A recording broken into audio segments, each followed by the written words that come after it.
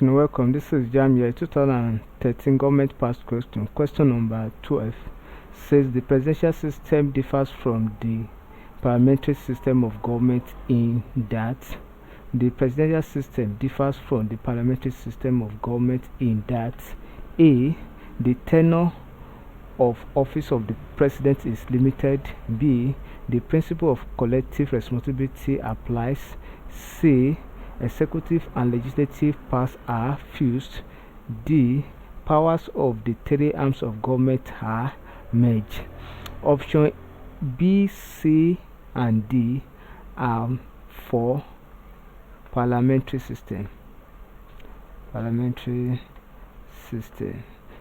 So the option that show the difference between two of them is that the tenure of office of the president is limited. So option A is correct.